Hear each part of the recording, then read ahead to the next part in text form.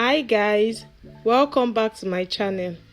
In today's video, I'll be showing you how to sew a 6 pieces bustier blouse. In the last video, I showed you how to draft your 6 pieces bustier blouse using slash and spread method. If you are yet to see the drafting video, I'm going to drop the link in the description box below so you can check that out. So I've gone ahead to transfer my patterns to the fabric and I added the necessary seam allowance. So for the center piece, I already have my zipper allowance on the pattern paper.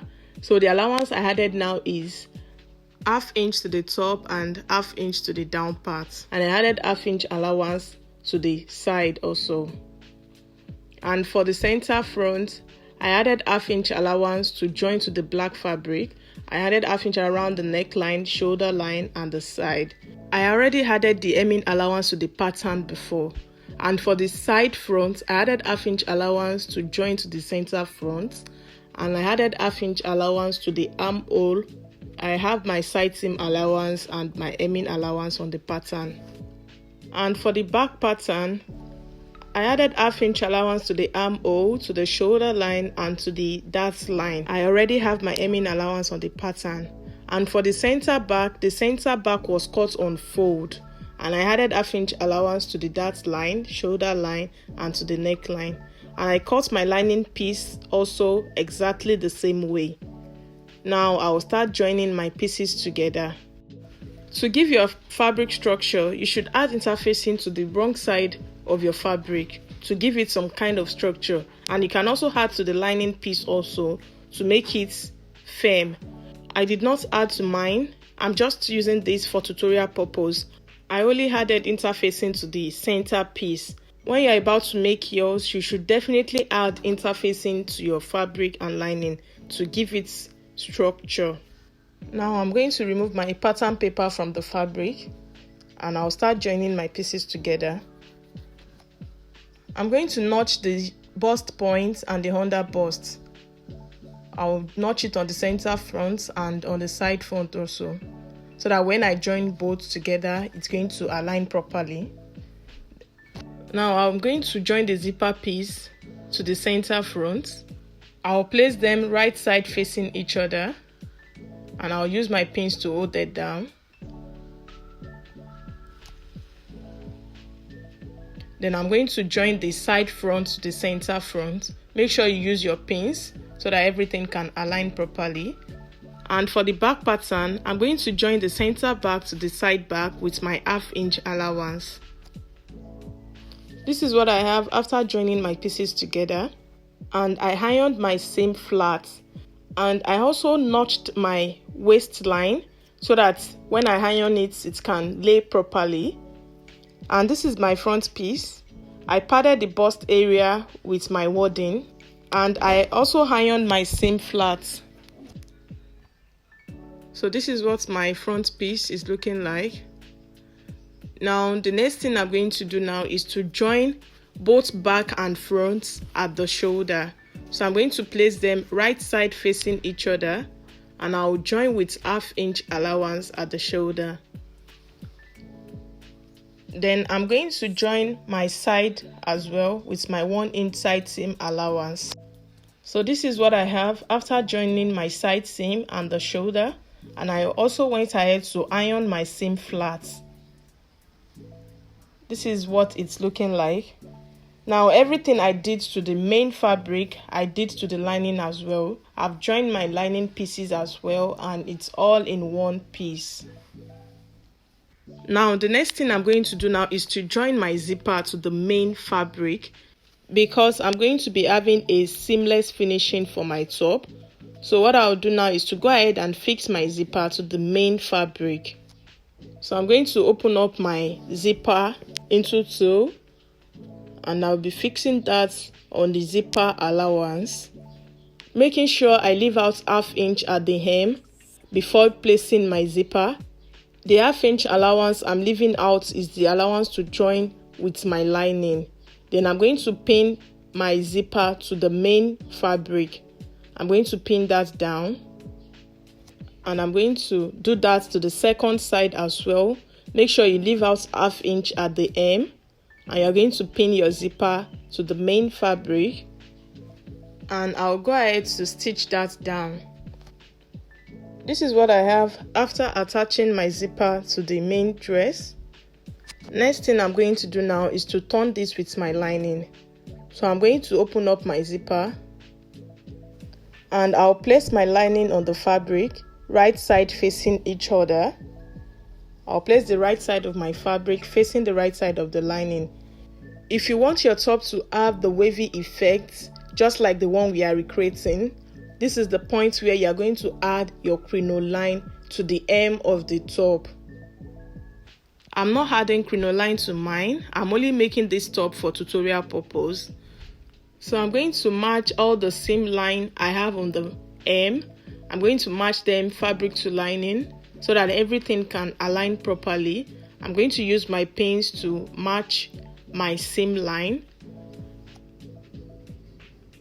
So starting from this point, I'm going to stitch the down part with 1/2 inch allowance, and I'll stop at the other end. Then I'll also stitch the zipper to the lining. I'm just going to follow the seam line I have here to stitch down my zipper to the lining. I'll do that to the second side also.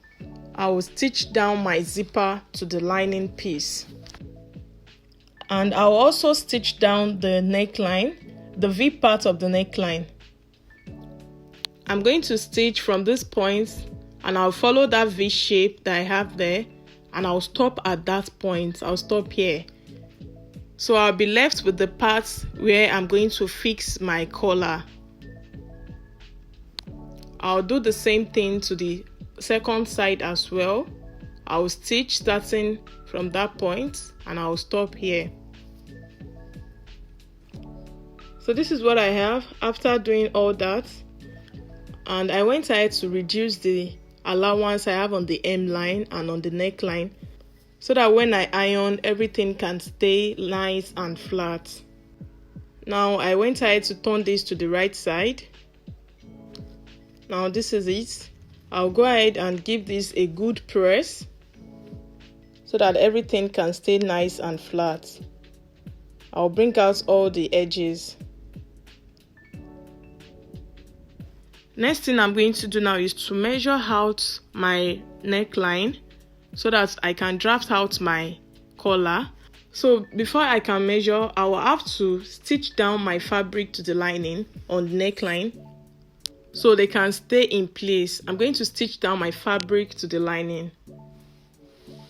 Now I'll go ahead to measure the neckline. I'm going to fold my neckline into 2. I'm going to fold it into 2 equal halves, and I'll measure around what I have there. So I have 7.25 after measuring. I have 7.25 on fold. Now I'll go ahead and draft the pattern for my bishop collar. So I went ahead to fold my pattern into 2. We'll be drafting this on fold. First thing I did was to rule a line across. That will be serving as my starting line. So from the folded edge, I marked 7.25, which is the measurement for my neckline. And from that point, I came up by 1/2 inch. Then I also get the midpoint of my 7.25. I marked the midpoint. So I'm going to connect the midpoint to meet the 1/2 inch mark. I'm going to connect it with a slight curve, like so. Then I went ahead to measure the width of my collar, which is 1 inch. You can make yours 1 1/4 or 1.5, depending on your preference. So I went ahead to mark the 1 inch, like so. I also marked the 1 inch from the curved line. Then I'll go ahead and connect my points together. So I marked my 7.25 there. Then I connected that into a straight line to meet the down part. Then I'm going to connect the dotted lines like so. Then the next thing I did was to come in by 1/2 inch from that edge. Then I'll connect it to the down part with a slight curve, like so.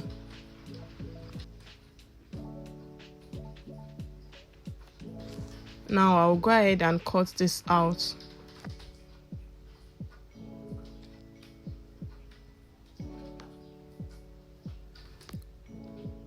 Now I'll go ahead and cut this out on my fabric. So I placed my fabric into 4. I'll be cutting for both lining and main fabric at once.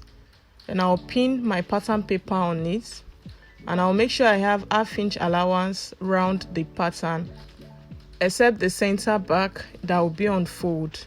I'm going to add 1/2 inch round the collar.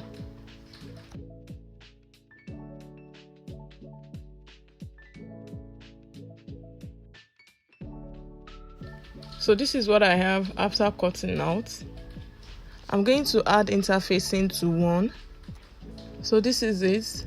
I added interfacing to one of the collar, and I went ahead to fold the down part with 1/2 inch. Now I'm going to place it on this, and I will start stitching from this point here to the other point. I'll stitch with 1/2 inch and I'll stop at that point. This is what I have after stitching. I'll go ahead and trim off the allowance so that when I turn to the right side and I iron, it's going to stay flat. So I'll turn it to the right side and I'll bring out all the edges. I'll go ahead and give this a good press. So this is it after pressing. I'll go ahead and fold this into 2. I want to get the midpoint, so I'll fold it into 2 and I'll notch the center, and I'll also get the midpoint of my neckline. I'm going to notch the middle as well. Now I'm going to place my collar on the neckline. I'll place one side of the collar facing the wrong side of the fabric. I'm going to match them at the center, notched point to notched point. I'm going to pin the collar round my neckline. I'm going to use my pins to hold them down. I'm going to stitch that down with 1/2 inch. Then after stitching, I'm going to turn this over to the right side, and I'll use the other side of the collar to cover the rough edges, and I will stitch it down.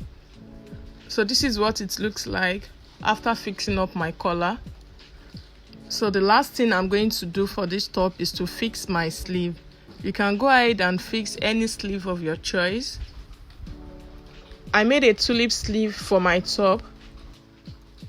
If you want to see a video on how to make a tulip sleeve, you can leave a comment in the comment section. So I'll go ahead and fix this to the armhole of my top. And that will be all for this tutorial. So this is the final outcome of my 6 pieces top.